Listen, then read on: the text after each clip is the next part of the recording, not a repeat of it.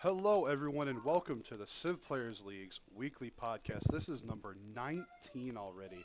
I'm Sarnith. Joining me, as always, is my co-host KingLewie the 14th, and we have a slew of guests for you tonight in CanuckSoldier, Blade 7, and TaskForceFish. Go ahead and introduce yourselves, gentlemen. How's it going, guys? Glad to be back again. Evening, Sivers. I'm glad to be here. We'll have another outstanding podcast tonight, I'm sure.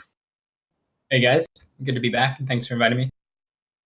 Glad to be back, even though I'm always here, but I'm still glad to be back, and it's all about the ADCP, as usual.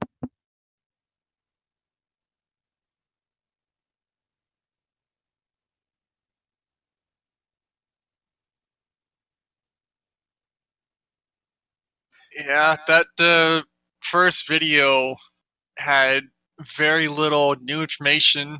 It was just basically just an overall generic recap of, like, not even full details of what they promised. It was just like, hey, this is a governor, and didn't really talk about all their abilities and everything.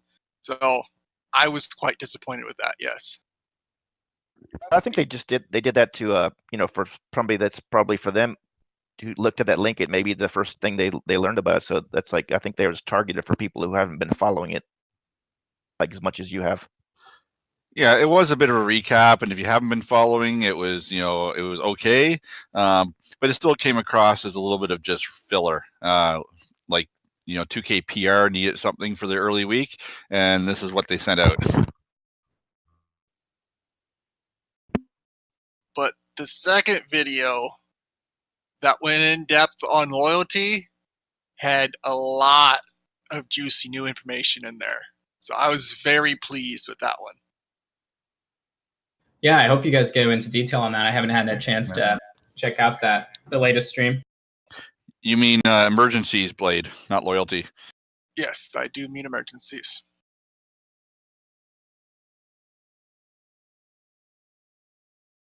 And I'm assuming that's not gonna apply for duels. The emergency thing, I couldn't see how they could do that. That's got to be something that won't be in duels, I'm assuming. It could be, yes. I would still say it's practical. It's just going to be if the other player accepts the challenge or not. It's going to work in a team game, an FFA game, and duels. Because the religious one, because there's 5 total emergencies. You have a city-state emergency. This one, first off, all these emergencies are not set in stone, meaning I do this action, we are guaranteed to see a reaction of emergency. They all have a percent chance of, hey, this is the trigger, it might happen. It's not guaranteed to happen, and for the most part, you're going to see one emergency going on at a time. They did say there's some back channel stats going on where, like, I want to say that, like, the AI governor that we're used to now is going to monitor and be like, hey, we already have an emergency going on, so even though this action over here took place, we're going to ignore that until the next one is complete. That's cool. So that's cool that they do it for duels, because duels I think the duels maybe need it the most of all, because in a small map, tiny dual map, you get on top of somebody, it usually just ends very quickly. Now, for a duel, some of them will not apply. Like, we have the city-state emergency, which it appears when the city-state is captured.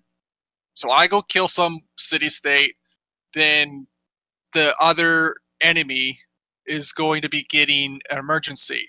If they accept it and they win, the rewards are split between the competitors. And the reward for the city-state one is they showed 3 people in the emergency with a sum of 3,000 gold that is split between the players. I'm assuming here, if it is just 1v1, that gold amount will just be 1,000. I think I watched it too, Blade. I think they said the 3,000 is a hard coded amount, so you get it all if you were the only one doing the emergency. And so in a duel, it's a city state would apply to a duel. If you won, you'd get all 3,000. That's what they seem to have said anyway. It's subject to change before release, of course, but that seems to say what they said in the live stream. Yeah, but For a duel, though, you they suddenly said have it was 3,000. exactly. They did say there was 3 people involved, and if one person only accepts the challenge, then the whole 3,000 go to them. I'm assuming if there's only one possible opponent willing to do the duel, or willing to do the challenge, that it will only be 1,000 will be scaled. But that's just an assumption. Yeah, they That'll did. break the duels. I mean, you can just build like 10 units right away. You'll just win the game. It'll be over. Oh yeah, anybody getting 3,000 gold, especially if it's an early, like ancient era, maybe classical, that is a ton of gold. Yeah, they're gonna really nerf those early city-state conquests with that mechanic. Yeah. Instead of waiting to spawn by a noob to win, you basically wait for a noob to conquer a city-state near you. You conquer it back, and then you spend the gold on upgrades, and you just roll over everybody. Right. It's a ton of gold. These rewards last for the remainder of the game. And so the first part is the players will split a large sum of gold. And then the members of the people who accept the challenge, envoys grant +1 gold per turn. So, I mean, that's huge. That's the policy card without having the policy card. Which stacks with the policy card. Which also would yes. But the penalty if the members fail to achieve the goal. The target is whoever the emergency was against. Trade routes to city-states gain +2 gold per turn, and he also gets a large sum of money. So, okay, so say I conquer Nan Mandal, and I was able to hold off the onslaught, and nobody was able to liberate the city-state. I would now be getting +2 gold per turn for traders to city-states. I mean, that's huge. So do you think this is going to change the dynamic for like FFAs? Because the current dynamic is just like take out some weaker people and snowball and win, right? But if you're going to trigger emergencies, maybe the top person is going to hold back and not conquer the first person, let some other guy get the emergency on him. Rewards are so incentivizing and so worth getting that players will really have to weigh the risk involved and how much they need to invest to make it happen. Because on the flip side of the coin, if they fail, that opposing player is going to get this huge bonus for the remainder of the game. So they really have to be on point if they're going to go for this.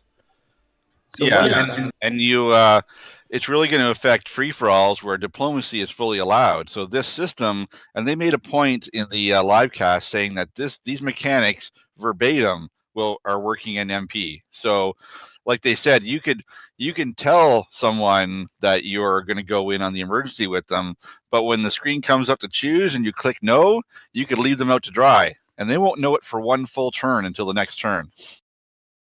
It seems like this is designed for. Yeah, this is like designed for free for alls. So what you think the emergencies?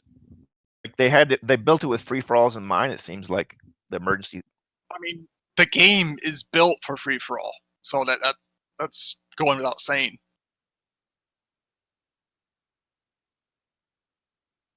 In multiplayer, this means that multiplayer is getting a lot more attention now from Firaxis, and that's a really big step compared to Civ 6 release to where we are now. This is a huge step for us in the multiplayer world.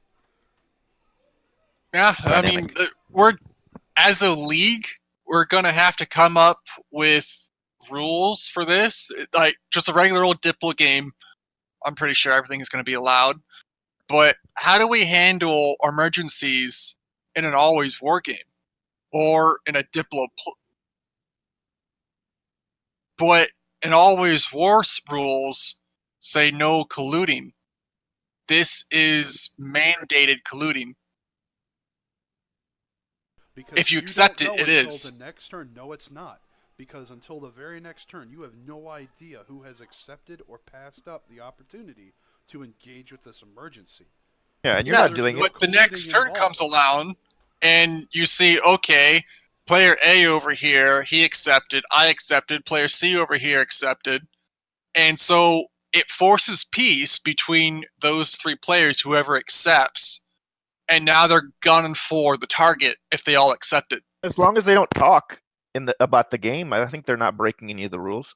Yeah, I think it's a plus for war games. This is going to really help war games a lot because right now, in a war game, if you have someone really far ahead, you can't really work together to stop him with the no collusion rules on that. But with these emergencies, you can accept those without talking, work against the top player, and help bring the game to be more of a competitive, close race. Players should all be ganging up to kill the king of the hill in their free-for-all games anyway.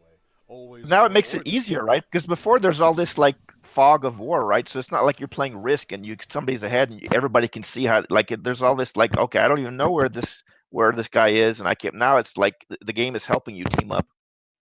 Well, and they did say any players who accept the challenge, they have open borders, they have shared vision, and they are forced peace.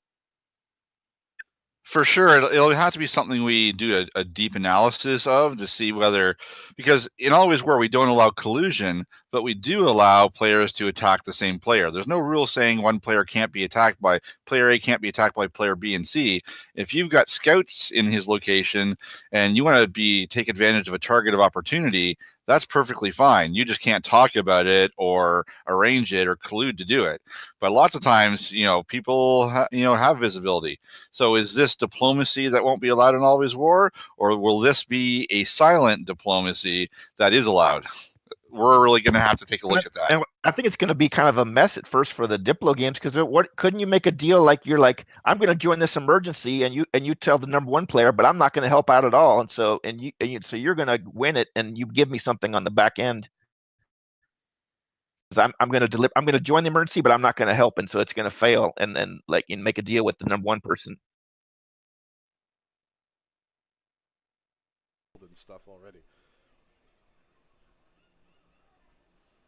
Do emergencies just for the purpose of I'm at war with somebody now. If I go in an emergency with them, suddenly that war is over, right? For now, so that helps in that sense too. Yeah, but as soon as the emergency's over, what happens then?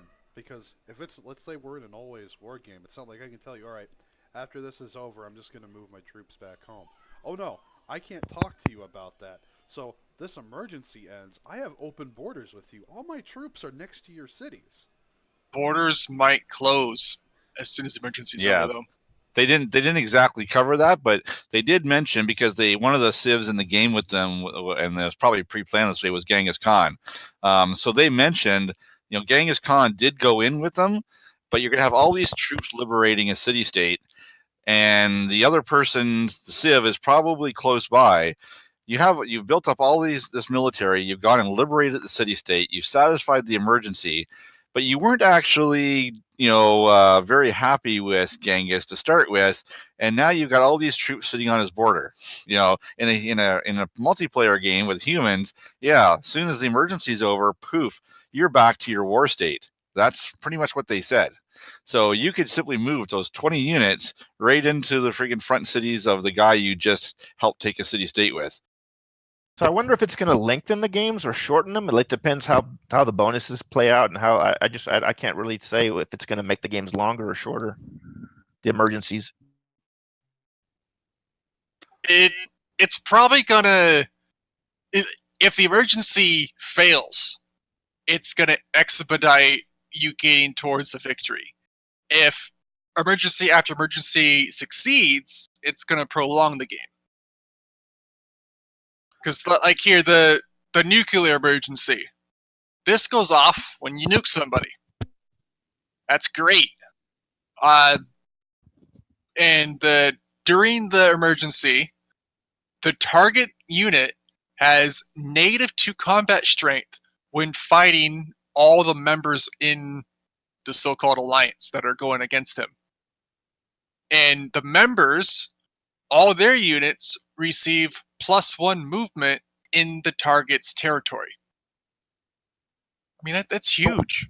Is it going to open up the map, like the vision? Like, so if I'm on the other side of the map and there's an emergency, am I going to get in on it too and just be shown like where or I have to be near the person? That's what I don't know. If you are accepted, if you accept into the emergency and other people accept as well, you will have shared vision with everyone who has accepted the mission. Basically. So I could be on the other side of the map, and like in a regular game, I probably would never interact with that person. But now, because of the emergency, I'm just going to be like hauling ass over there. You will have shared vision with them, yes. Well, that was one of the things they mentioned, is you could kind of be a Cold War partner in the emergency. If you're so far away, you can't actually get units there, but you can actually say, "Oh yeah, I'll jump in on the emergency," knowing that you really aren't going to do anything. But at the end of the day, you split the cash. Yeah, so it really makes the game much more free for all with everybody, instead of like, I mean, I don't do a lot of FFAs, but what happens is what a lot of people never even interact with some people, right? Like they're just, if it's a certain kind of map, right? They're in their little world with other 2 players, and they may never interact with a couple players, right? Yeah. It could bring people closer together. It could mean like, hey, like you just try to catch the coattails and win on this victory when you didn't do anything. So it could go either way. I could just not join the emergency and try to bash on the guy that next to me that did join it because he's occupied with. No, you have forced peace. Even if I don't join the emergency, it's still forced peace. Oh no! If you decline it, then you can still do whatever you want. You can go after the target. You can go after the people in the game. Yeah, so if my neighbor joins it and then I don't, I can maybe, like, he has to worry about me bashing him while he's trying to go after the #1 player. And those game dynamics are what is going to make you decide or not decide to join. If you're more worried about your 2 neighbors, and because you're, say all 3 of you are on the opposite side of the map, you maybe want to go in because you want to cut to the cash, but you got 2 neighbors that you're worried about, so you may not want to join. It's a risk assessment. It's really good that we're resetting not reset, but we have a whole new rankings when the new expansion, because it is, I mean, this is like a huge change for the game.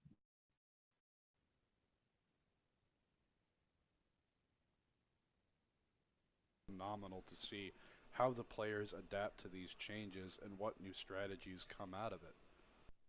And that is exactly why we are going to have a week-long 7-day period where games won't be ranked, and people can bash through all these new changes to the game dynamics and figure out the new meta and really maybe abusable in multiplayer. And of course, I'm hoping that if there is bugs, we'll identify them and get them right back to the devs, and they can be fixed soon.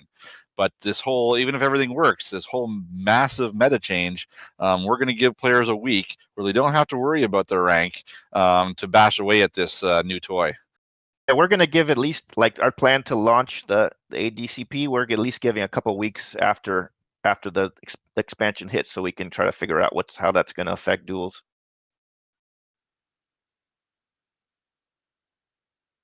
So have we missed anything on the emergencies, Blade? Yeah, still more to cover. So back to the emergency, the nuclear one. The rewards for this are huge. The members, if they succeed, in the nuclear emergency that I did in the live stream, it picked a random city and said you have to take over this city. If the members succeed and they conquer that city, all members will receive a +3 combat when fighting the target for the remainder of the game. And they will also split a large sum of gold. Yes. But if the target is able to defend his own city, then the members' cities will exert 1 less loyalty pressure for the rest of the game. So it's finally paying off. Me not knowing the game well is finally paying off, because that's all getting blown up anyway. I would have wasted it. Like, it's all, whatever I learned, it's all got to be unlearned anyway now. No, It's just like math. You learn 1 + 1 is 2, and then the next year you could learn 2 + 2 = 4. So you still need to know the basics, and you need to learn the expansion as well. So I'm imagining a problem with this where the game will automatically pick a city that is just impossible to take. Like, it may be the closest city to the people who have accepted the emergency, but it's behind a big mountain range or in really dense terrain in between. So I wonder what algorithm picks the next city, or if it's just, this city is just the closest to these opponents, or if it's completely random. What if I'm allied? Okay, but what about the other because in this scenario they played, it picked the capital. The capital had a huge mountain range to the north and to the west, and it was in the heart of his empire, defended by multiple cities. And how many turns did they get to? 30. Oh man, that's a big challenge. That's interesting though. Is it always the capital? Do you know, or maybe no clue? I think they said it was going to be a random city, and I'm pretty sure the emergency is going to say, "Hey, pick this city, and you have to capture." It'll tell you need to capture this one, and you can decline or accept. So it basically puts a death mark on whoever. Right. And it expedites the game. Okay. And the cool thing is, if nobody accepts the challenge, nothing happens. That's good. I'm glad. That's a good way to do it. But ally, and can my ally suddenly turn on me and join the emergency? That's what I wonder what happened. You would not be eligible. The only one you'd be eligible for is the backstabber. And this one happens when someone breaks their word as like an ally. So if you're friends with them or you're allies with them, and then you eventually go to war with them and backstab them, this emergency will probably kick in, and then that opens up the game to any of like your friends, your allies, your enemies to get in on this challenge. But I'm saying early on that's not available, right? So if I'm gonna want to bash somebody, it would behoove me to like ally with a couple people and then do it, so that those people can't do the emergency on me, right? You just know doing that triggers the emergency. Yeah, you become the bad guy, the untrusted bad guy that everyone declared can possibly go in on the emergency against you. It nullifies any alliance you have. The emergency, that is what you're saying. Oh, so it's kind of like an et tu Brute moment where all your oh man, that's brutal. I love that. That's gonna be a lot of fun. But for the other 4 emergencies, if you're in a friendship and you're in an alliance, you will not be eligible to go to war with your ally. Only exception, of course, is the backstabber. And then you have KingLewie's favorite one is the religious emergency, which would not apply in a duel game because you would win the game immediately. This is triggered by converting somebody's holy city. So obviously in a duel, if you convert the other guy's holy city, you would win. You still have to have a majority. You have to have 1 over. If there's 8 cities, you have to convert 5. It doesn't. You could convert their holy city. That doesn't win the game. Yeah, you're right. You're right. But it would, definitely put the nail in the coffin for him religiously, at least. You still got to convert. You got to convert the other 4 cities too. More pressure than other cities normally do. Yeah, that makes sense. Yeah, I'm not sure if most of these work in duels because there's no partners to partner up with in an emergency. And the dynamic that's going to come into play there, assuming that I am correct with this, is you'll have the opportunity to opt in or not opt on the emergency, because you have to take the risk of, can I alone succeed in stopping him in whatever this is? If I can, it becomes a huge benefit. It's a huge risk, huge reward for a duel. Maybe you'll partner with the city-state on the emergency. Yeah, the city-state one will work for sure. I'm not sure how they're going to design the mechanics for the other ones in duels, or whether they'll just disallow them. Like if somebody attacks a city-state, maybe the other two city-states can join an emergency with you. In the past, they haven't allowed minor civs, which are city-states, into most of the game mechanics. But who knows?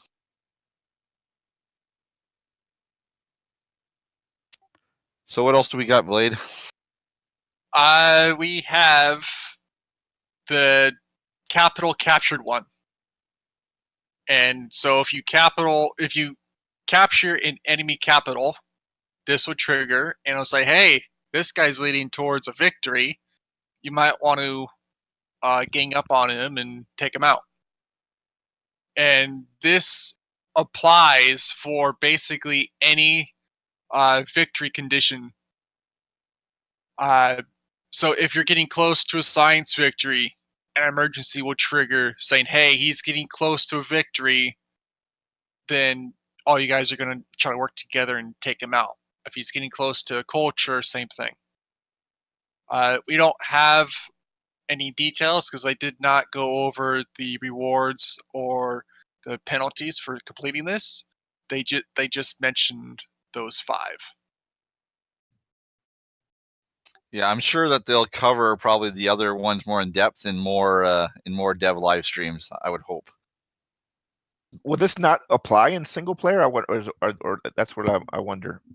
Single player, yeah, because it's going to apply with the AI. The AI will evaluate if they want to accept the challenge or not.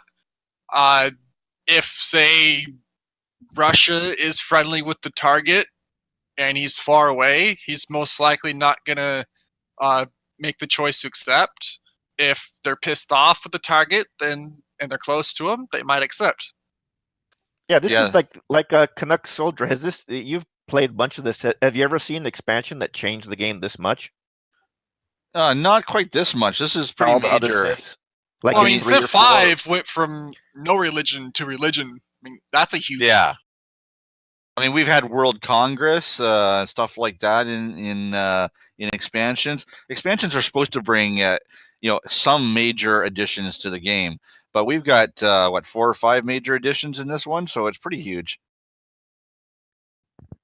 Stuff there for everybody. It doesn't matter if you're a single player or you like playing with 1 or 2 buddies, or you're full on in the multiplayer scene like the CPL is. There's stuff there for everyone. Yeah, we do call out Firaxis when they deserve it, but I think we got to give them credit for really stepping up on as they're adding to this expansion. Well, they would have had to have done a massive amount of work on the AI to make the AI use all these mechanics to build in the AI's opinions on their neighbors, their how they their I can't remember what they call them, their predispositions towards neighbors would all link into this. So we're not big on AI outside of the city states, but for the single player community, yeah, there's going to be a lot of work making the AI use these and use them effectively against the single players that are in the game.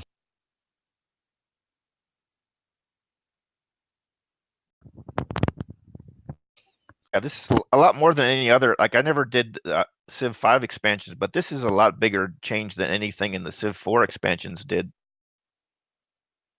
Well, yeah, and the base game has pretty much what the Civ 5 and Civ 4 expansions had.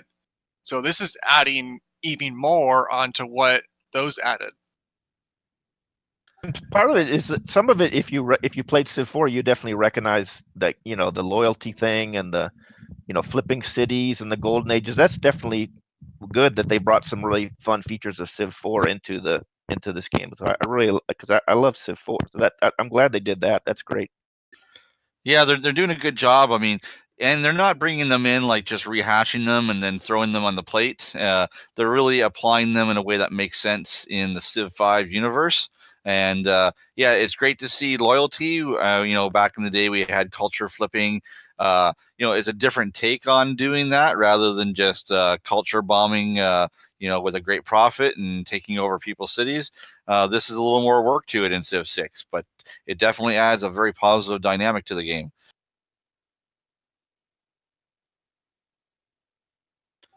So we have any other That's gonna- emergencies to cover, Blade? No, that's the basics of the 3 we know and the 5 total. There is no more info that we have yet. We do have more info on other random things they added. Like for instance, I know when Georgia came out, I sort of bashed her for having like pretty weak abilities, and I was corrected on the live stream. Her ability, what is it? Glory to the World, Kingdom, and Faith, is actually a very good ability. So every time you earn a dedication for a Golden Age or a Heroic Age, you automatically get the normal age bonus that applies to that one. And so if you get a Golden Age, you're getting basically 2 dedications. If you get a Heroic Age, you're getting 3 Golden Age boosts on top of 3 normal boosts. I mean, that's huge. They have a screenshot of them. I think I have a screenshot of that. They talk more about loyalty this week too, or just the emergencies? It was just in depth on the the emergency. Yeah, they went in depth in the emergencies, and they also showcased Georgia more in this live stream as well. Yeah, we do know that her unique unit is a hard-built unit only, and it is available at military tactics, which is the same as a pikeman. So since now we have pikemans and we have pike and shot, more people are probably going to be going towards military tactics to get that unlocked, and especially if you're Georgia. Maybe I'm hoping they'll change the stats of the early pike. What is it? The early Pikeman or spearman? It'd be nice if they just buffed that a little bit. That could be part of a balance patch, but we do not know. Let's see. There's more info. They have said that they're definitely looking at the current old civs and rebalancing them. Oh yeah, they've said that since the very beginning.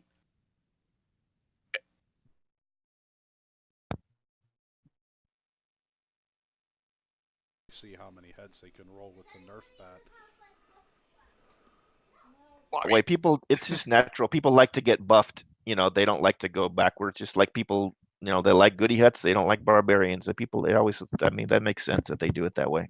Yeah, and they are buffing other elements of the base game on top of that to go along, to tie into the loyalty system, tie into the governors. Like, take the monument, for instance. You build the monument in your city, you get +2 culture. That's what it is in the base game. But now, your monument will get +1 culture and +1 loyalty per turn. If the city is at full loyalty, it will receive an additional +1 culture. So, I mean, now monuments have loyalty, and they get bonuses if you have full loyalty. A number, like when your city hits 0, it automatically starts flipping, or? If it gets down to 0, yes, it will flip. That's how, like, if it's near 2 different cities, the one that has a higher loyalty will tend to get it?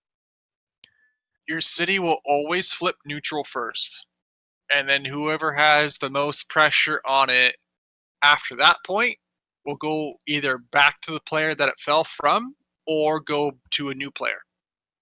If I lose a city, can I work to try to flip it back myself, or no? Of course. Yeah. Okay, so you can try to, okay. You could get your city to come back to your empire. There's ways around that, such as policy cards and governors.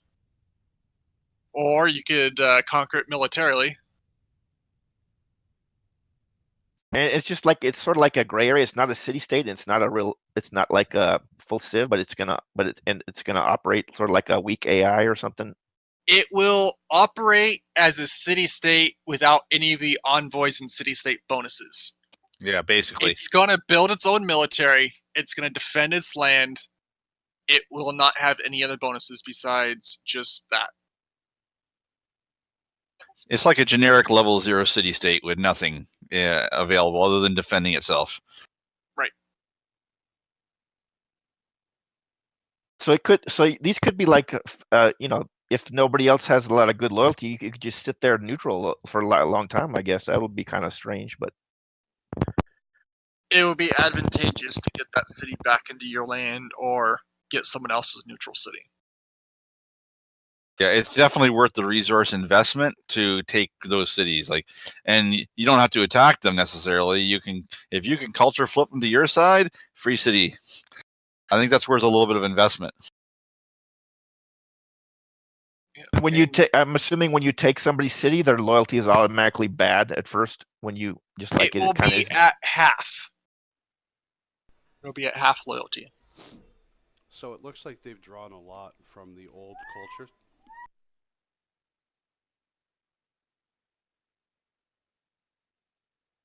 But like in Civ 3, you had to accumulate X amount of culture over your opponent's cities in order to aggregate them enough to where they wanted to join your side. And it seems they've taken a lot of that system, as well as in 4, to really revamp it and refine it into what we're going to see. Yeah, it's very similar in that, points build up. It's more elaborate in Civ 6 now because you can put the influence lens on and see exactly where the influence lines of force are coming from and going to build up and possibly flip it, which is a little more elaborate than the Civ 3 or Civ 4 systems. But essentially, yes, you build up points that influence them, and if your points exceed the bad guys in your mind, then the city goes neutral at first and then is available to be flipped. Building the loyalty has nothing to do with culture. It's all amenities. It's not all to do with amenities. It complements amenities. Loyalty, think of it as a new resource such as gold, science, culture. Now you have loyalty. It's a new factor you have to worry about. Does having high culture help build it up? No. Only built up with amenities. You're saying if I have like tons of culture, does that help my loyalty then too? If you have negative amenities, it will suffer on your loyalty.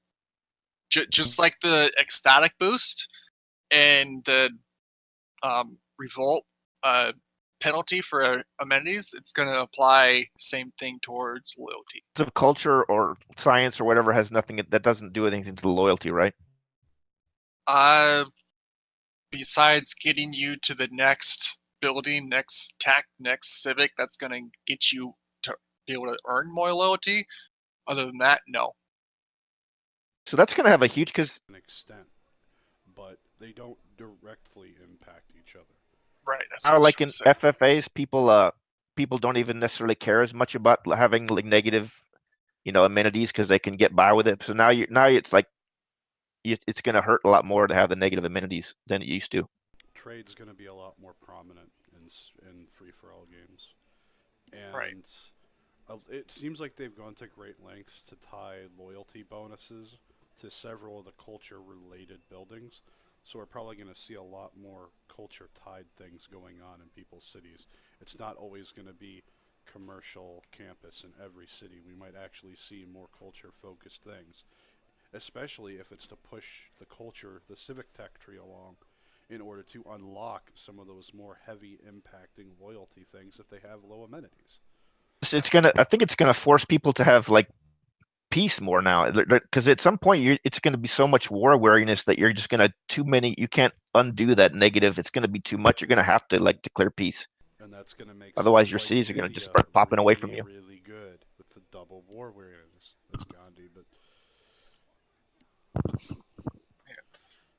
the changes may very well make the wide empire a very risky move as opposed to the tall empire, and that's going to be something our players are going to have to experiment with and see. It'll definitely affect their tactical decisions in a game. It won't be this. it won't be this chop settlers out and expand fast. If you can't protect those farthest cities from a loyalty attack. Their nod to Civ, because that's what I didn't like about Civ 5 compared to 4, is it was more wide than Civ 4 was all about the tall cities, and so that's something they're kind of bringing it, which I really like, because I think very satisfying to build these huge cities and see how big you can get them. Closer to their roots, so to speak, with this expansion compared to Civ 6 at launch, because you didn't really care about your citizens being happy or not. But in past Civ games, you actually did have to care about that quite a lot in Civs 3 and 4. Yeah, and then it was broken in Civ 5 for a while that basically nobody could build more than 4 cities because the science penalty was so heavy when you got your unhappiness, and but they fixed it later. But yeah, there's always been a large discussion about tall versus wide and about infinite city sprawl in Civ, where people would plant cities literally, the min distance between cities in a game, and that's been a debate since Civ 2, about wide versus tall, and planting garbage cities and all these issues. So the balance of that, Firaxis is watching, and they're adjusting our meta. It is more like in free-for-alls, there's no disincentive to not, as long as you have enough military, you always want to keep popping cities out, don't you? Well, currently, yes. Now that may change with the Rise and Fall expansion, where you got to worry about your loyalty and others' loyalty influence on you, because someone could plunk down the diplomat governor on a forward city of theirs, and poof, a few turns later, one of your cities goes neutral, turns into a free city. I think this is great, because if I'm playing in a free-for-all, I don't want to have to manage 25 cities. I'd much rather have 7 or 8 than have to sit there and get to keep spanning these garbage cities. Even now, Louis, players are winning games on as few as 6 cities, and even doing science-related victories, because they're managing to squeeze it through diplomacy or through excellent war unit management. Yeah, not to mention people are realizing how important those districts are and district adjacencies, and even the average MP player now, who maybe didn't understand all those in detail, are understanding them now, and the playing field is really coming up in the skill level around here. Do you think it's definitely there's less gap between the top and the bottom players than there was a year ago or 6 months ago? Or yeah, I'd say 6 to 8 months ago there was a huge gap between the good players and the average players. I think now that's closed, and now we're going to reset the whole playing field. I'm just going to give a plug to TaskForceFish that his guide will always reset things for players. Speaking of his guide, now this is going to sound like some horribly shameless plug for him, but it's not.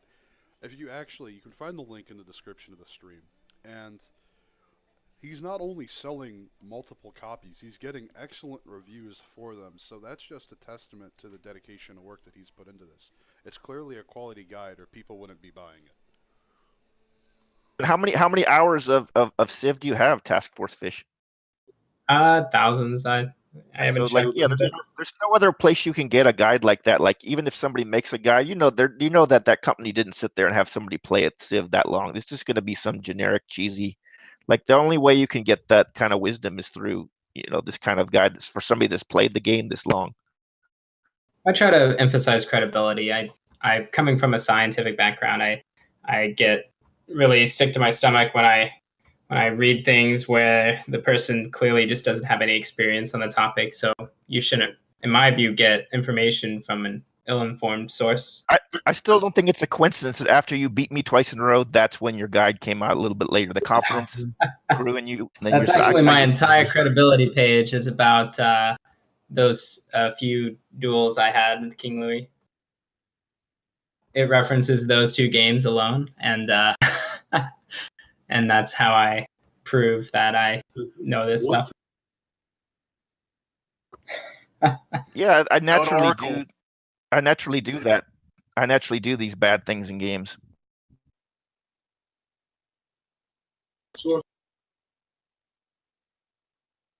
Try not to get so frustrated, because everyone was there at one point or another.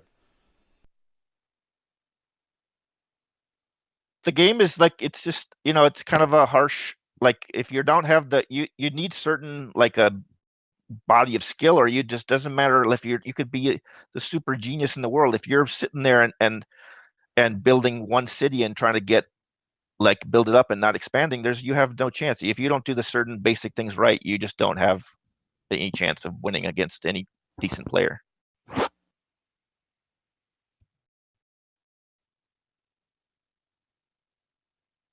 Oh, that brief mention of Oracle, that might be a lot better with this expansion, with Faith being a bit more viable of a tactic, and with Tall being a lot more viable. It could be a really good wonder to build. Put your first city on a place with no water. If they change the ability of it. Otherwise, no, don't waste your time with it. We'll see. Speaking of changes to wonders, we have quite a few changes to districts and wonders. They briefly mentioned the water park district. This district is basically an entertainment center that can be placed on water. It has a 6-tile radius of pressure on land, but a 9-tile radius over water. So you put it out in the water and it still applies. It stacks with the entertainment center, but both districts are mutually exclusive, where you can't have an entertainment center and a water park in the same city. But their bonuses do stack with one another because they're different buildings. A lot of those, especially with the loyalty having an amenity tied to it. Haven't they made they actually made the Great Library better now? They did. I'll get there in a minute. The water park, yes, but it comes too late. It comes at professional sports. Oh, that's far too. Yeah, that's. Yeah, I mean, it's not going to apply.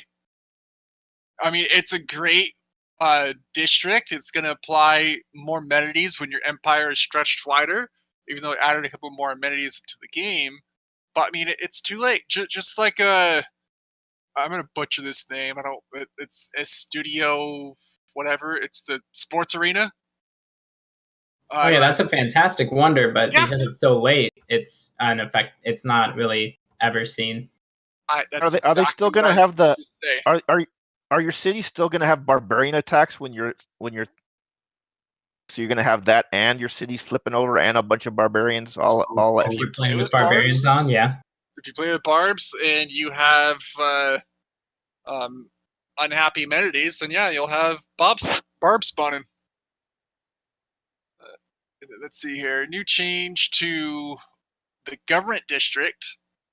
It receives +8 loyalty per turn in the city this district is built in. I mean, that's a pretty big bolster to put your government district somewhere. It will help keep your cities happy and on your side. Speaking of the government district, we did find out what the third-tier government buildings are for that district, and they are huge. If I could find the list of them somewhere.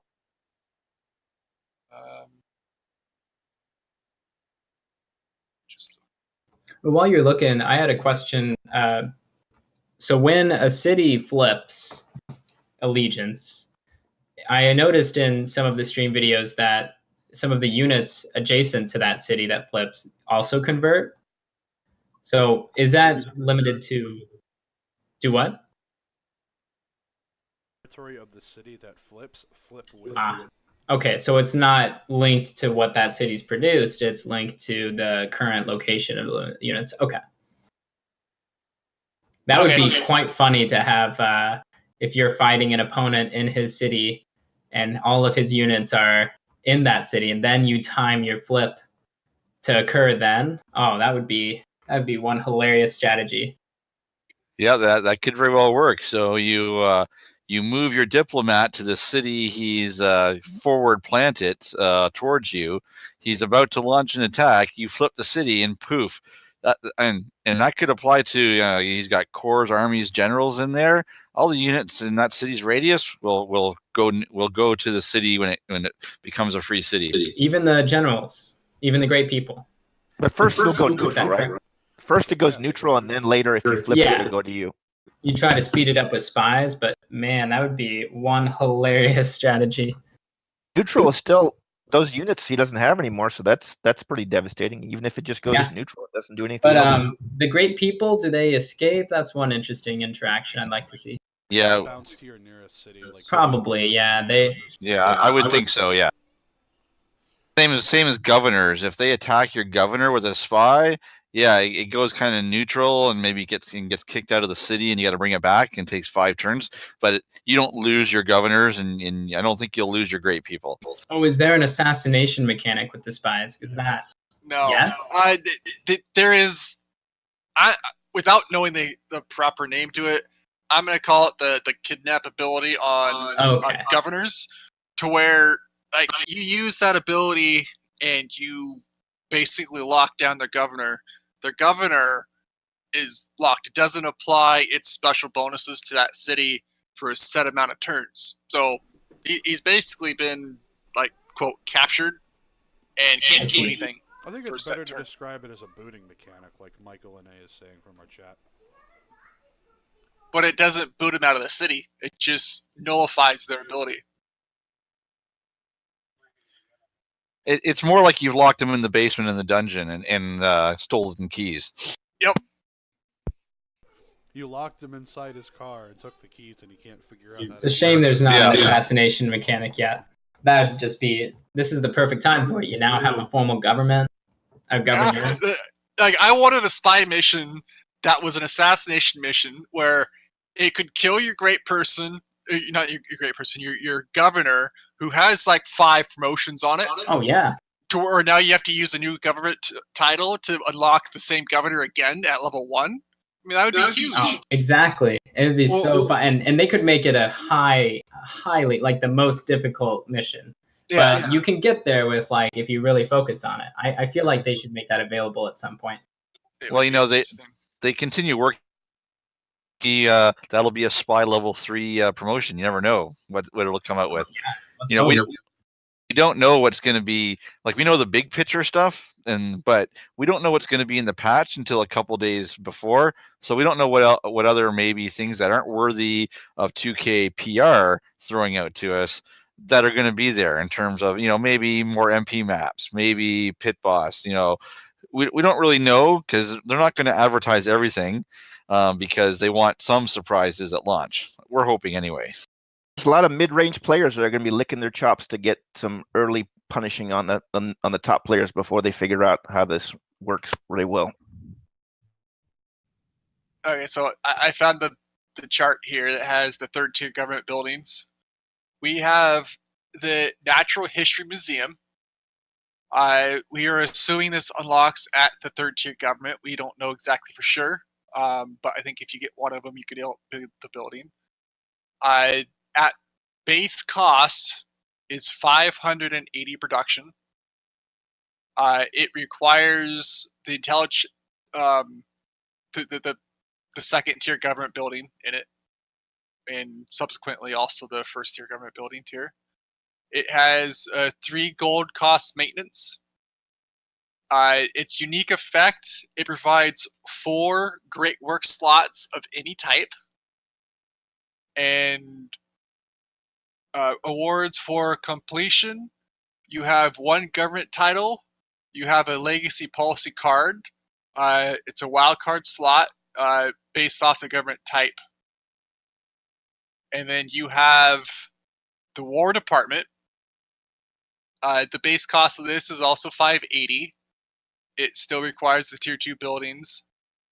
It's 3 gold maintenance. Unique effect.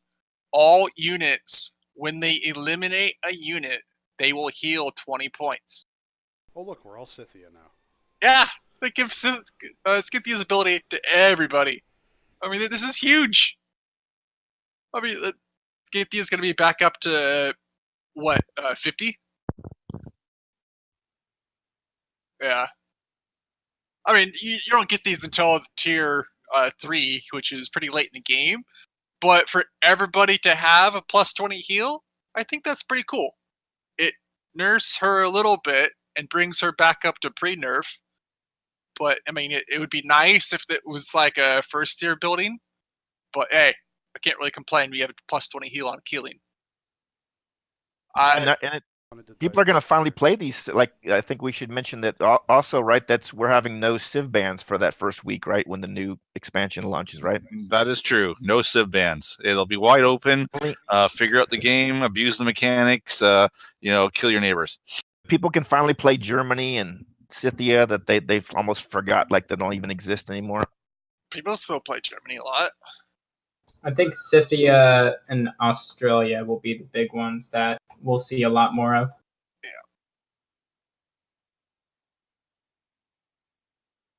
Tonight, which is awesome. Big thanks to that for all our viewers.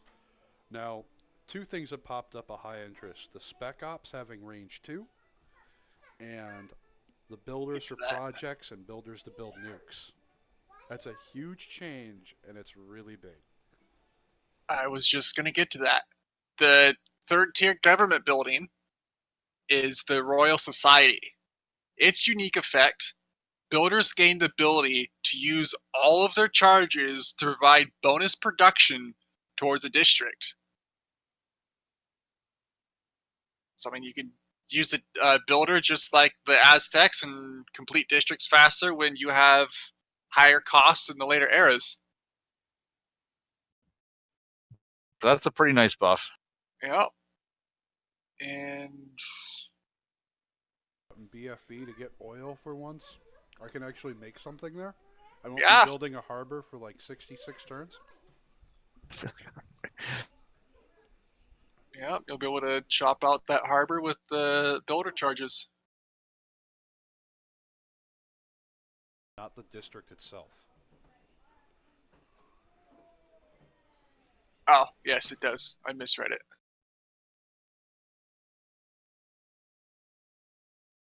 Accelerates if you're out of chops, you can use the builders for that purpose in order to I guess pseudo chop, if you will, projects for a scientist or the engineers in the late game. They're always so important. You know, some key merchant that you need for a gold swing. There's so many other possibilities out there, but the fact that you as a player can make this choice to make it accessible for you is a really big deal. Yeah, I'm torn between these last two buildings here. I don't know if I want the 20 healing or if I want the production on projects. So I'll be contemplating that, playing with both of them. I mean, obviously the healing is huge, but I mean, so is the production on projects. I think the big surprise Civ coming out for the expansion is going to be Brazil. And the reason I say this is because of the Carnival and the Carnival project, because it provides a mixture of great people points. It's literally a hodgepodge of random points coming out of it, along with the amenity bonus that you gain for your Civ. And you could really do some wicked sick swings with that by pseudo chopping all of these Carnival projects out. And you could end up with a ton of great people. And it could be the nastiest thing. Like, you might actually have to go take showers after your Brazil games. Yeah, you use Liang to get your builders with an extra charge. You use the feudalism card for an extra 2 more charges. And as far as that production goes, I'm not sure if it scales. Like, if you have 3 charges on it, it'll all go to there and be like, say, 300. Or if you have 5 charges, it'd be like 500. Like, I don't know. I'm assuming more charges is more production, right? That's a reasonable assumption for sure.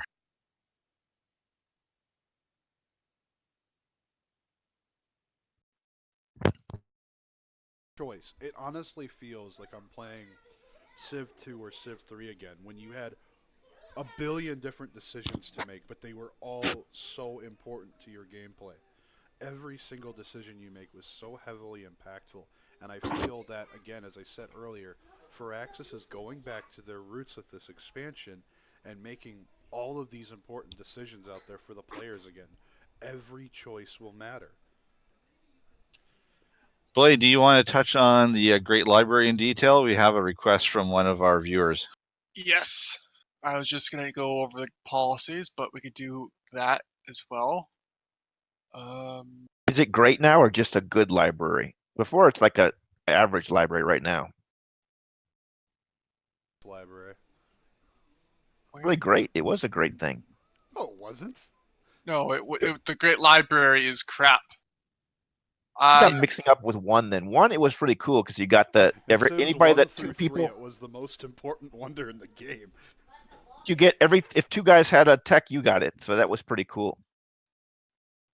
Now, the Civ 6 version of the Great Library originally was I have nothing else to build in my rear city, so I guess I'll build this.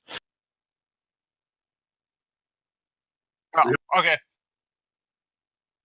Yeah, here we go. So the Great Library receives boosts to all ancient and classical eras. That's normal. But it also receives a random tech boost after another player recruits a great scientist. I mean, that's still marginal. It's one boost for scientists, which scientists pop every, 15 turns or so? Unless you're chopping. Is it every time or just the one time? Is it every time or just once? Every scientist that comes out, you get a free boost. Which it's nowhere near as powerful as the Civ 5 one that you got a free tech. But, I mean, it's still... They heard our pleas of saying, make the Great Library great again. And so they added a few more, an extra bonus to it. I mean, basically, for a science victory. Up until now, we only built this wonder if we needed an extra, score point boost by building a wonder. That was really it. If you got Appendana. Yeah, or if you get Appendana.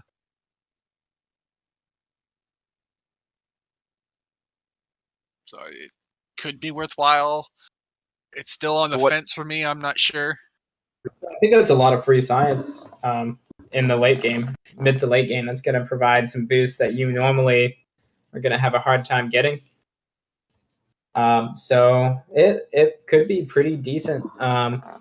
It might be something that if you're really rushing like if you're China, just chop that out.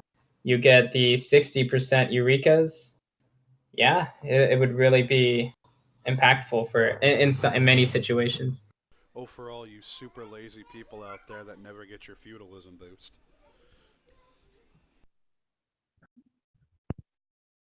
Sometimes I can't get the feudalism boost just because I don't have places to put 6 farms. There's a lot of farms. Yeah, usually you'll want to improve the tiles that you're gonna want to work, and you don't want to just work a regular old farm. If it's like a wheat farm or a rice farm, yeah, but you generally don't want to even improve that many farms. You want to improve the mines early to get the production. So sometimes it is hard to get the feudalism boost. I mean, sometimes I'm sitting there struggling. I'm like, okay, I got 12 turns on farmers. So I got 12 turns on feudalism. I have to somehow try to get like 2 builders out to build farms. What's just another shameless plug to TaskForceFish? Could you give us what's the really important thing that if you just had to tell somebody one thing about multiplayer, you can only what's the most important thing you would tell them to a new player? Oh, till what? Oh, to the new player, maximize your builder use. Really improve the things you want to work. Chop out the things you want faster. Builders are super important, and not enough people get builders.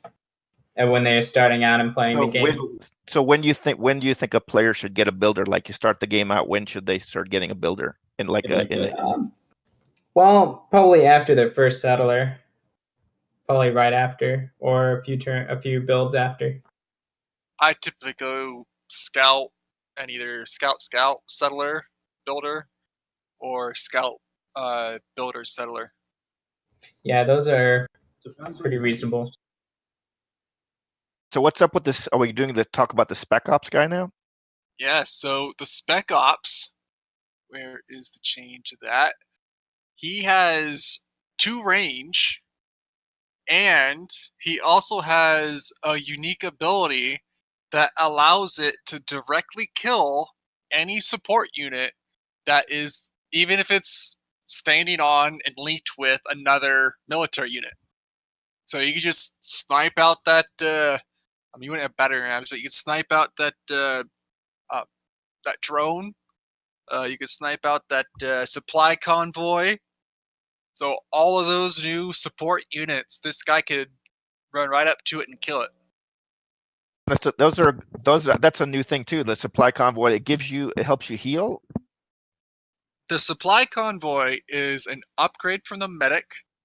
It adds +1 movement to whatever unit it is linked with, and heals all 6 units that are adjacent to it. So the spec op has some kind of stealth powers too. The spec op is a recon unit, which you get to level 4 and it will be stealth. Right up on it, just like the privateer.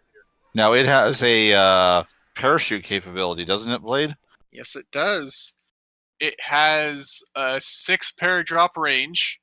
It could be within your. It has to be within your lands in order to paradrop, and it could go anywhere. It could go outside your land. It could paradrop right into enemy land. It just has to start in your land.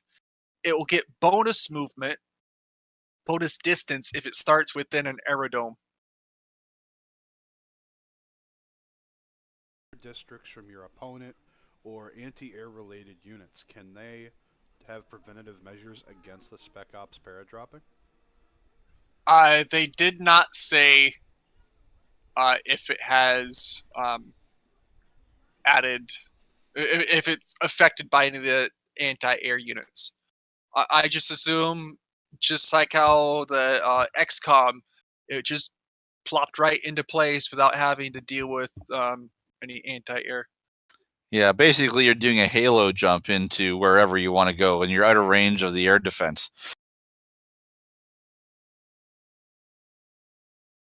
Anti-air defense.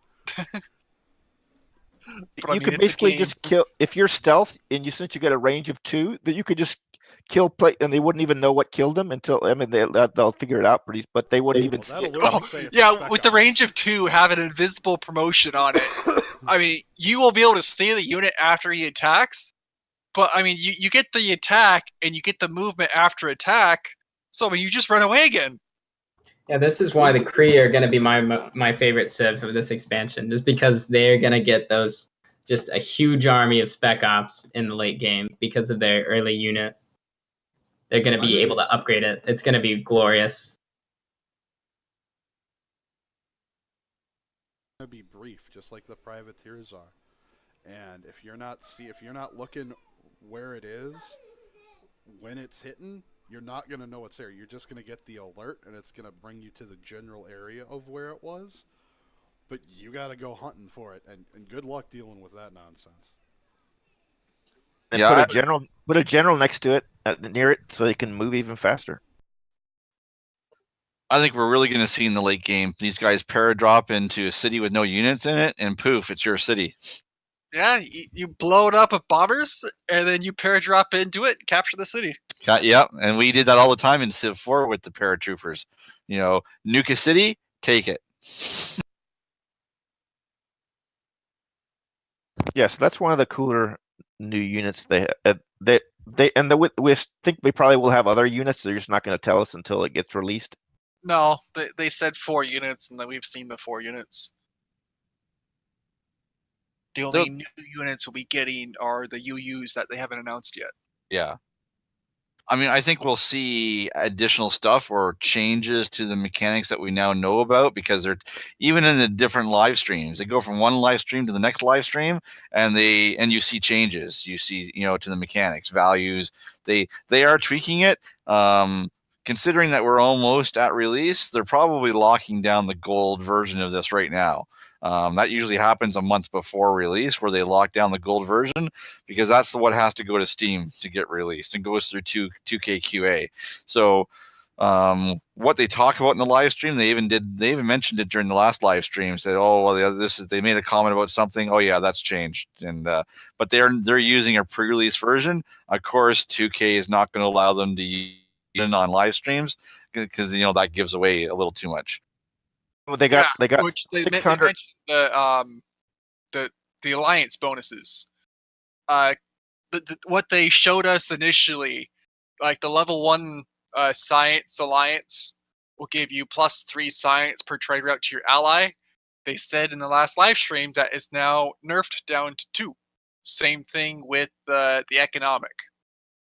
Realistically speaking, we should expect them to continue tweaking numbers all the way up until probably a week before release, simply because, it's like you said, Canuck, they have the gold version locked in already because it's past a month pre-release. But everything else that's minor tweaking is full fair game, and there's no telling exactly what we're gonna see when it comes out. We just have the concepts here. And then we're the unpaid 600 plus QA testers that are gonna really give them a lot of bugs. Yeah, we'll be announcing saying, "Hey, this is a bug. This is a bug," within 24 hours of the release, probably. Yeah, I think so, and that's not a bad thing. I mean, they do internal QA testing, but they can't reproduce the internet, and their basic AI testing will only go so far. So yeah, I mean, they need to release a pretty solid game, but in the end, it's not a bad thing that we're going to find not just the bugs, we're going to find the exploits, and the AI is never going to use exploits the way multiplayer people here do. Oh, for sure. And, in the past, we've sent really comprehensive and incredibly meticulously detailed logs, reports, how this works, how you engineer this exploit. So we've definitely shown the dedication to them that, hey, if you guys are going to take the time to at least read what we're sending and fix it, we're here. And they've shown that in the past that they do listen, they do look at these things, and not just the generic, "Thank you for posting your message. We'll get back to you when we can." Or you get that email saying, it's been taken under consideration. They don't just do that. They actually interact with some of these. So it's definitely worth the effort that the community's putting in. Do we got any more questions in the live feed? Just an argument about making a bunch of farms for feudalism boost. So, Blade, is there any more little details that came out that we haven't covered yet? One new Dark Age policy that they showcased, and this is the monastaticism, I believe. But I remember that, yes.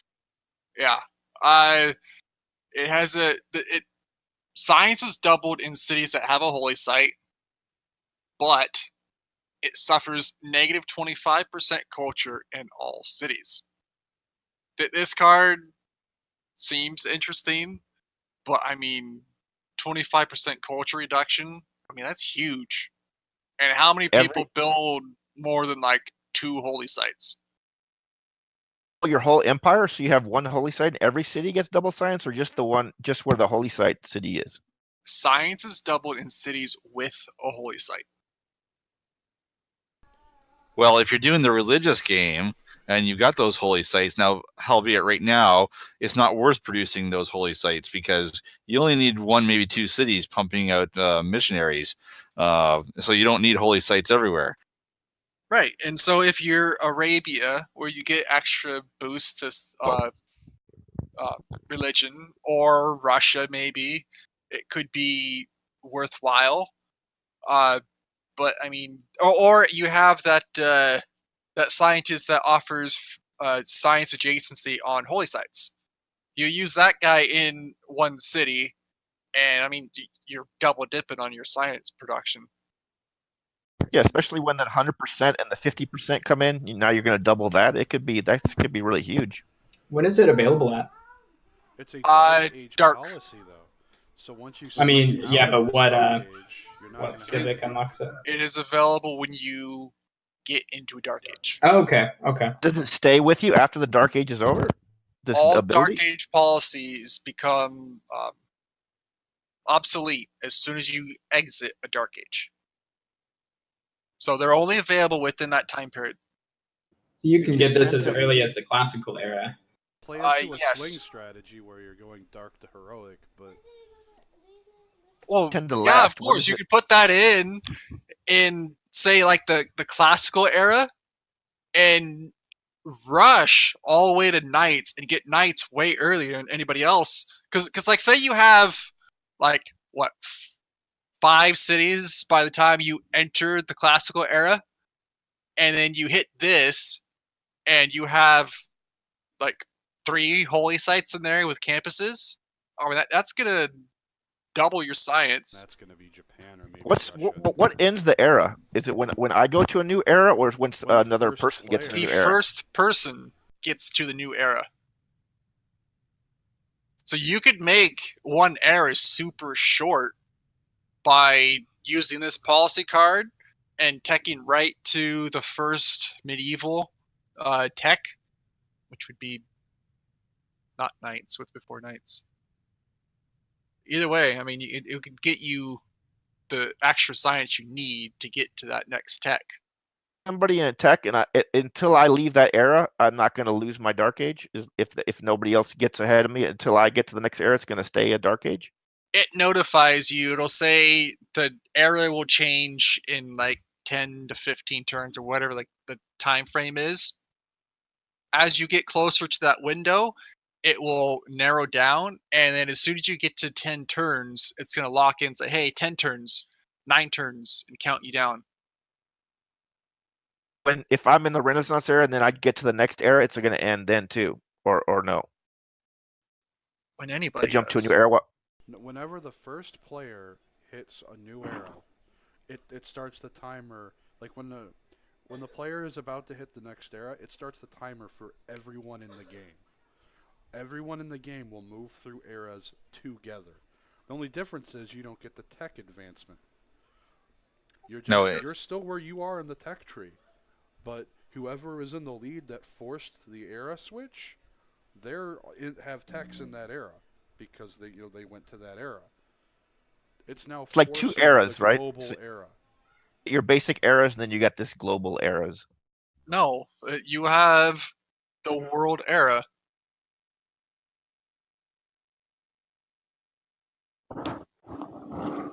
But you're still stuck wherever you are in the tech tree, though. You could still be Yes. stuck in classical age, even though the era is like Renaissance or whatever. Yeah, the world can be in Ren while you're still in medieval texts, and so be it. You're falling behind, but this specifically links into the heroic, golden age, dark age mechanics where you build up points throughout the era.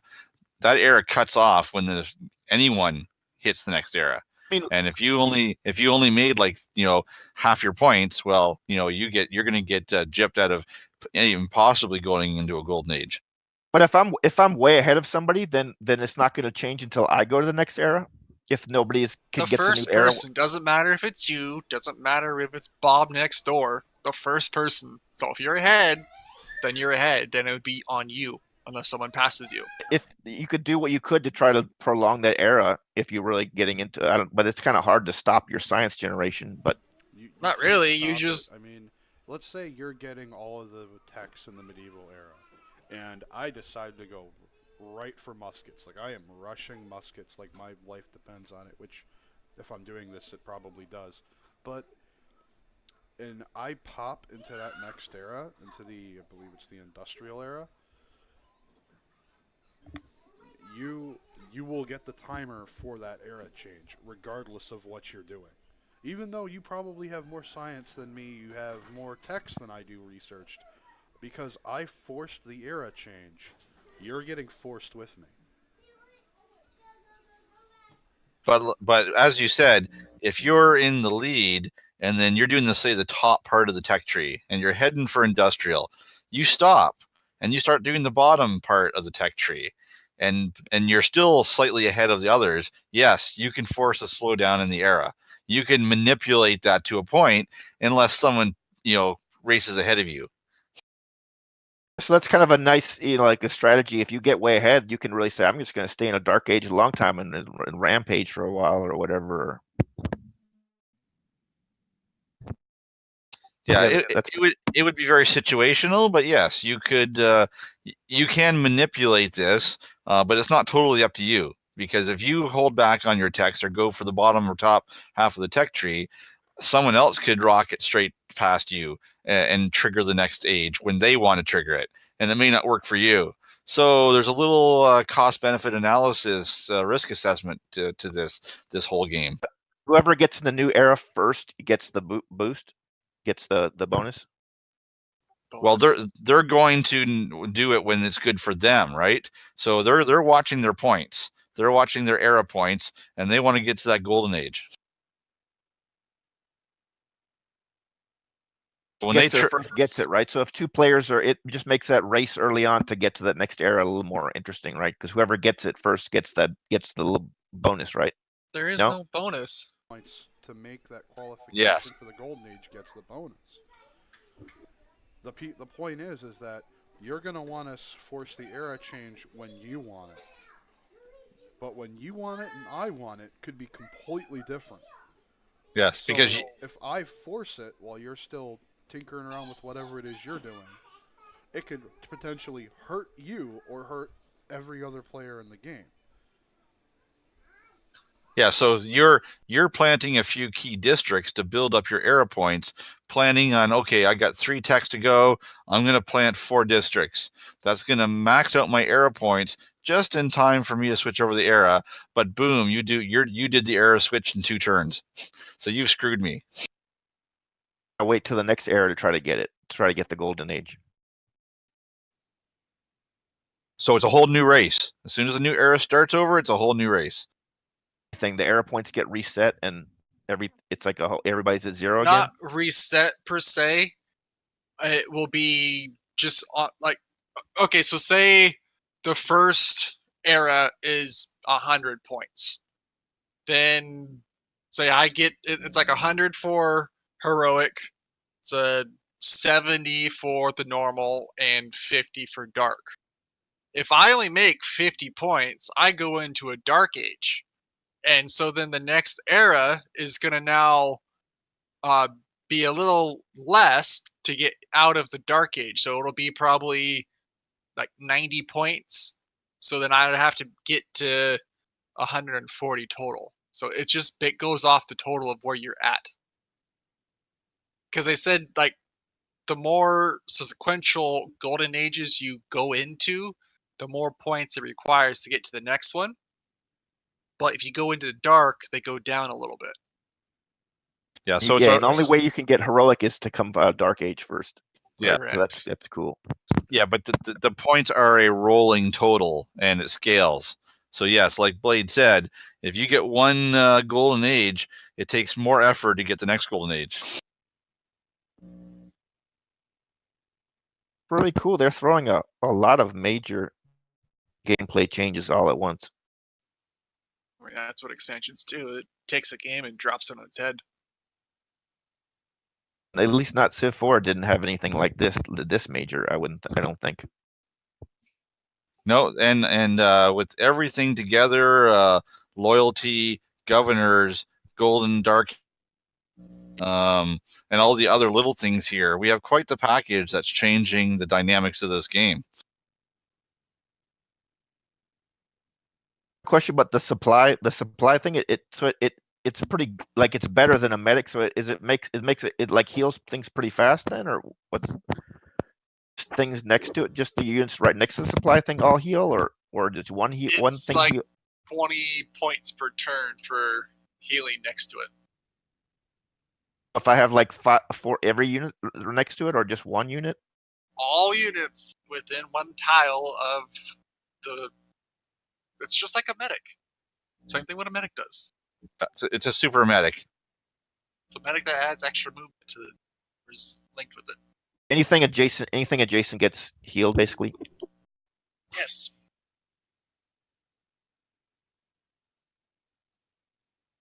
Too, though, it's like, that's cool, the movement. So general's not the only way to increase your movement. You can use this supply wagon or supply, whatever they call it. The movement only applies to whatever unit it is linked with.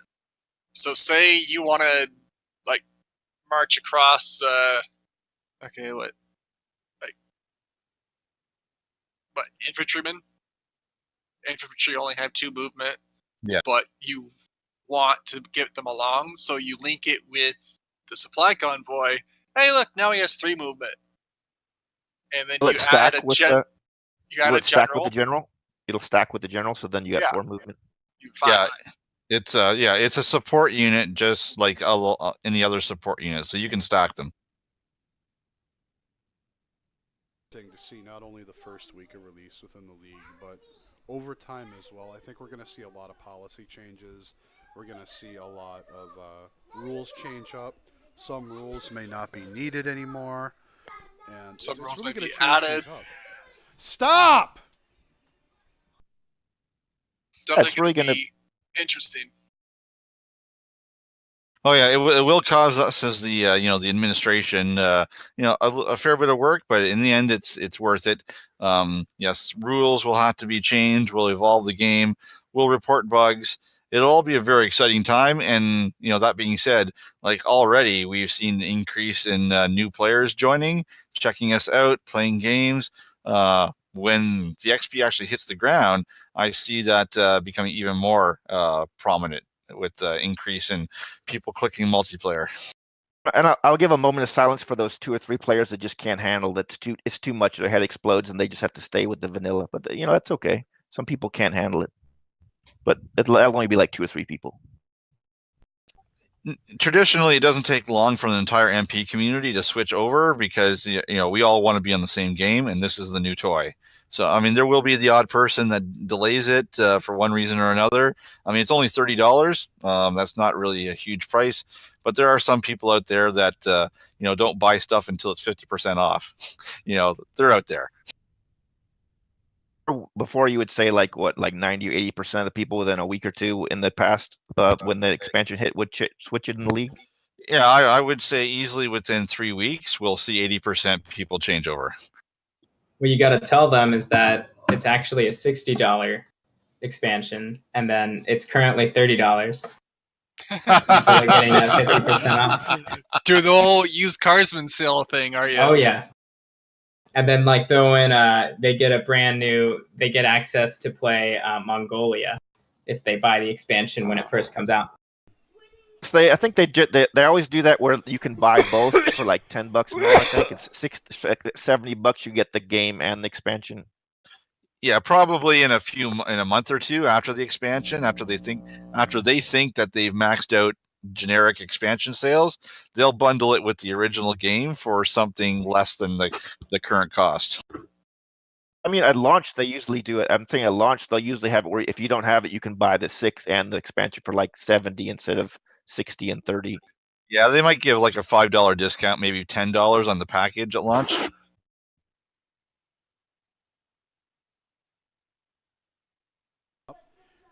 On the 26th to the 28th, it's going to be an awesome event. We got a lot of people signed up for all these different events. It's going to be awesome. What do you guys think? Yeah, I'm excited for it. We still need more hosts. So if you're a solid host and you would like to stream our games, we need more people to stream it. We need to publicize our event. So any games that can get captured and put onto our YouTube, more publicity the better. So you can either contact me or one of the other admins saying, hey, you want to stream. Just need to prove your benchmark and actually know we can. The FFAs only require 4 people plus the host, so 5. So pretty much anybody could probably do those. Of course, the 4v4s and the 3v3s, you do need a better PC to handle those. But come talk to me if you are interested. Yep, for sure. I mean, we do need more than just the players, although I think everything is lining up. The clans have submitted their rosters, their starting lineups. We just got all the dual players plotted out, and I think Blade is about to hard code some games for them.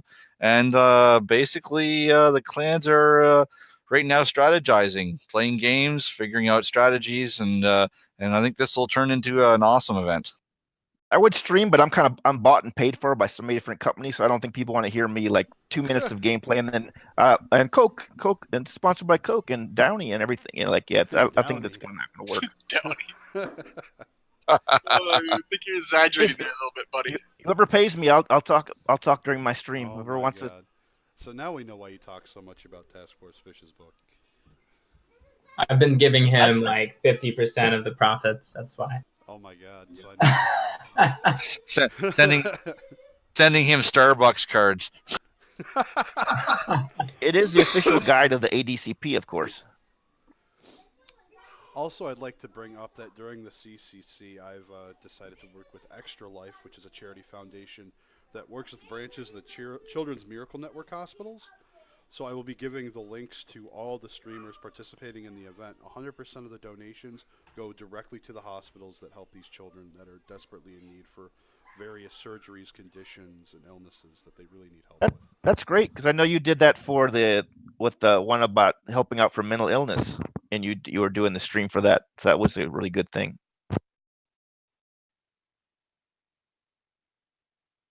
Streams and charity work and stuff like that. I was very excited to get so much positive feedback from the Level with a Cause, which is what you're referencing, and that was for Diablo 3.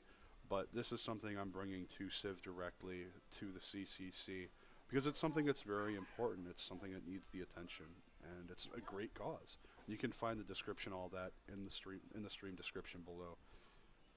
Yeah, and CivPlayers is happy to cooperate with these charity events, bringing light to them while watching people kill each other. Yeah, it's helping charities and pretending to kill people. That's okay because it's just pretend. What? This is a game? I mean, you could just convert them to your people, to your religion. You don't have to kill them. That's true. I mean, you can subjugate them or liberate. That's the word I'm looking for. Yes, I'm going to liberate your oppressed people. Yes. Yes. Does anybody? I think we always do that thing where we say, "What do you? Is there something you'd like to add to the game that you'd like to see or hoping to see?" Thing we want added, we did what Civ the week before, and the Civs are pretty much rounded out. There are only a few left to be announced. And which, you know what? Really quick before we get into that little round table that we do, Blade, how is your event going? Your competition for the free expansion? Okay, we can talk about that, and I need to talk about spies as well. Me. Talk about spies too. I like spies. For the expansion, since we didn't get a new Civ this week, all the stats are still the same, but I did miscount. Someone had India, and I skipped over it. So they are now in the lead on points by themselves. Oops, that's a CCC. I don't need that contest. So who's in the lead right now? And you're on the contest. I am looking for it right. There it is.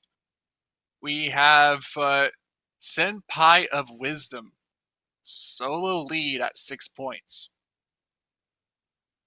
So he's at 6. And then we have Scrub Jr., Futna, King's Orient, and Pork Diesel tied for second place at 5 points. Yeah, and so if this score stands and it's the final, Senpai will automatically get the DLC for free, and then the 4 in second place will all compete in a 4-man FFA, and whoever wins that will win the second DLC that we're going to buy for everybody. And the same thing, if people move up to 6 points, 8 points, whatever, how many points, anybody who's tied for the first or second slot will be competing in a game to win. And that will be held as soon as the last Civ is released, probably before the expansion comes out, so they'll be able to have it on day one. Conspiracy theorists, I think, is this your just way to introduce gambling into the CPL? roundabout way. Is that what this is all about? This I'm has on to you, nothing to Blade. do with gambling. Hold on now. Are you That comparing $30 it to, game like, now. EA and Star Wars Battlefront 2? It's worth $30 now. I think you're just. I see what you're doing. I don't disapprove. I'm just on to you though. No, we're it's not necessarily gambling, but it's the carrot. We're giving people a carrot, and we're going to give away 2 free expansions. So that's 2 more sales for 2K, 2 more MP players here with the expansion on day 1. Something we're glad to do. We got a bunch of new members just because of that contest, right? Yeah, we advertise this Civ fandom wide at all the other fan sites, Reddit, Civ Fanatics, on YouTube, on our Facebook page. So it did draw in. I guess people do want to come for the bling. So, to cut this back to our little campfire powwow, so to speak, we do this round of questions to each of us at the very end of the podcast. And what is one unit or branch of units that you would like to see added to the game? Obviously won't come in this expansion, but for something further down the road. I'll go first. I just like to see like a really powerful early spearman that would just mess up horses really badly. Play. But something like something just like a much better spearman, like just a oh.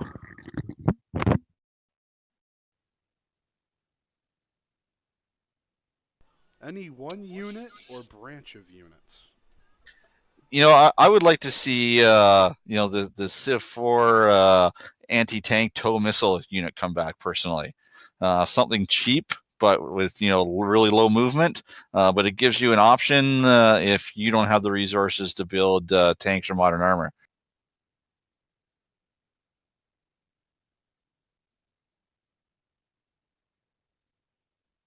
I have 2.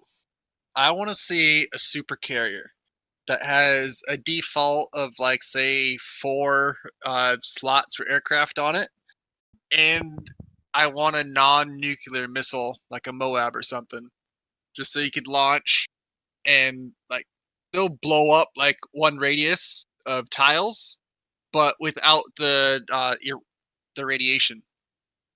So like Civ 5, I mean, that missile had like 60 strength, and it was extremely weak, and it was just a point on contact.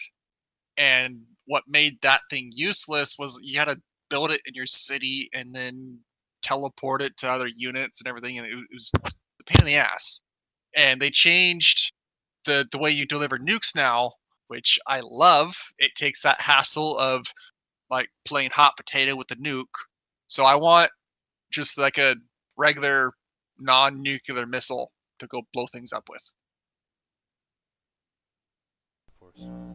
I would love to see a petard, like a petard class of units where similar in you'd see in other games. I think Age of Empires had Oh petard. yeah, those are great in AoE 2. Those petards, you Yeah. just take a castle down with about 8 of those guys. You'd just have units that would just self-destruct and deal an incredible amount of damage to like structures. You could even have them against units too. I think that'd be pretty cool. That's interesting. Take out some walls. Oh yeah, like they would be like maybe a battering ram upgrade in the medieval era, or maybe they could have Japan have a unique unit of having it be all their planes can do that. I don't know. It'd be cool though, a new mechanic to have. Yeah, just one thing. What about this drone? Is the drone not? Is it really just like a balloon with extra unit movement, or is it something different about it? Okay, so the drone is an awesome unit. It has the same effect as a balloon does, that increases the range of all the bombard units, but it also increases the bombard strength. So it's like a little mini general for bombards only. I mean, the bombard class. So I mean, Is it Yeah, totally they in, don't need a totally big invisible? Is it totally No. stealth and invisible? not stealth. It's not. It's just a regular old unit you would see floating around the map, just like a balloon would. But you link it to a bombard, and now the bombard has extra strength, extra range. He is out of range of the 2-strike radius of the city. Great, especially if you have old Victor in there doing 4 attacks on 6 attacks, I can say. 8 attacks. But anyway, For me, I would have to say I would like to see the heavy and light cavalry units restructured in such a way that they have that they're closer together in the tech tree. Like, for example, you go from horsemen all the way to cavalry. That doesn't make much sense because there's plenty of other options throughout history you could put somewhere in the tree, as well as the heavy cavalry class because you go from knights to tanks. That doesn't really sit well with me personally. And I think the anti-cavalry class unit should have different bonuses against heavy and light cav units. I think their strength bonus should be modified against whether it's a light or heavy cav unit. So you want maybe mech infantry or something? Yeah, I mean, that'd be a nice touch to put in there. Was a nice unit in Civ 4, the mechanized infantry. Yeah, it was quite useful. I wouldn't mind seeing in between a horse and a cavalry.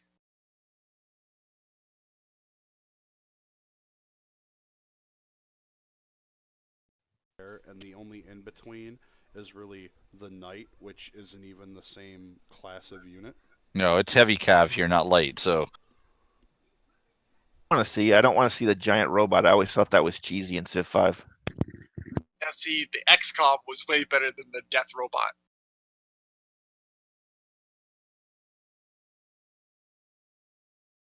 Even though in the prior Civ game it was a cav class, it's no longer the case. So I don't know exactly what to put in there, since again there's almost limitless examples throughout history that you could put there. But I think it does need to be looked at. It's not in any case an emergency or anything, but you know, no, it's something to consider.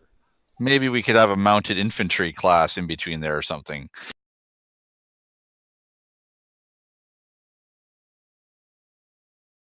Yeah, having lance ships too to bridge the gap, like from knights to the modern tanks, that'd be pretty cool. It'd be really cool to see Spec Ops teams differentiated to reflect their origin country's strengths, to really play on the culture that ties to their country. I really like that. It'll be like a little bit of a unique unit for every Civ, you mean? Sort of?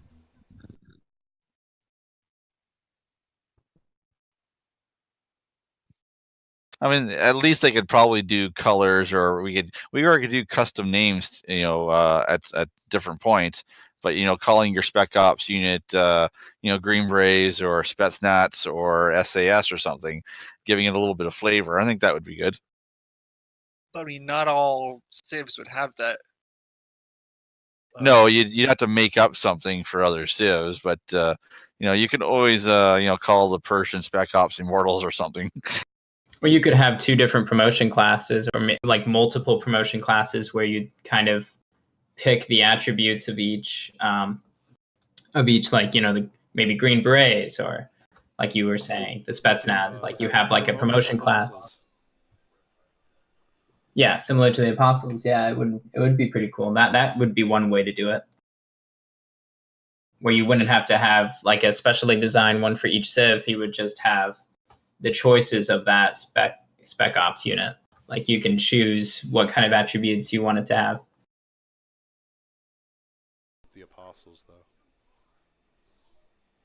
Yeah, that would work too. I mean, any way to give you more freedom to kind of customize your army, it's a good thing. And so all of you guys are all of you guys gonna be streaming for the CCC? Yeah, we should be. I will be streaming a couple games. Canuck, you're doing a couple, right? Yeah, I am streaming for the CCC each day. Sorry, Nathan. This card kicked the bucket. Unfortunately, the new one won't arrive until February. Yeah, so we Although I always definitely need some more streamers out there to host. So like Blade said in the beginning, if you've got the hardware and the time, please come see us. temporarily, that's cool though that you have like a double team doing it. Just I always thought it'd be interesting to have two people do it instead of just always the one. So that'll be kind of interesting to you and Canuck. Which one of you is the color man and which one of you is the regular person? So someone's got to do the hosting and do the mouse clicking, but yeah, you can have multiple people in speaking. We did that in the 3 versus 3 tournament that was run on TCL a few months back. And it worked nice too, especially for me. I don't like talking to myself all the time, so it's nice to say, hey, like let's talk about strategy, what this guy's doing. Yeah, it's kind of like the sports commentators where they have a team talking about the hockey game or the football game. Yeah, I'd be happy to join you guys if you end up doing that for the teamers. That'd be really fun to talk about all those things. And it's better to do it together than alone. Oh yeah, it can be a lot of fun. I'll come in for the commercials. I'll do like commercials during the CCC. Whoever pays me. Are you going to do the Super Bowl halftime there? Come out in your tutu? But now I have a chill avatar. I don't even have the honey badger avatar anymore. But that being the case, I think that's going to wrap things up for this week's podcast. A big thanks to all of our viewers out there, whether you're watching us live or throughout the week on your phone's computer or even your tablet. We really do appreciate your support and your viewership. It's you guys that really keep us going to keep producing these. Or if you're listening in our live studio audience, which we don't have, but if you were, theoretically, then thank you. Yeah, we've had up to 6 viewers looking at us live, and thank you very much. And yes, this will be going up on our YouTube page where if you're watching this recorded, don't be afraid to leave comments on our YouTube or on Sarnith's YouTube page, and we will always reply to those comments. And give us some thumbs up if you like it. We always like thumbs up. CanuckSoldier, Blade 7, and TaskForceFish. Thank you guys for coming on. Yep, glad to be back. I will be back next week. We should see a new Civ coming out probably, and probably another live stream as well. So I am more than happy to clip those, all the important information from all that, and bring it to you on Friday. Yeah, thanks for having me on too. Blade is just living 24/7 on the dev streams, so he's the resident expert. Yeah, we clip it and we give you the information. Me and Justifier have a Google Doc going that we post all of our information to. If you want, Sarnith could probably post the Google Doc in the comments if he wants. So you'll have it.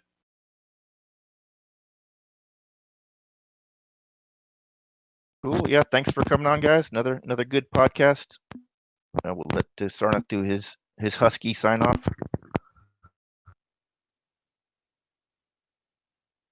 If Sarnith is there.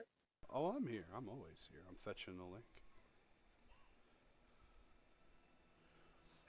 Yeah, for sure. Oh, go ahead, Canuck. No, I was just, you can go ahead.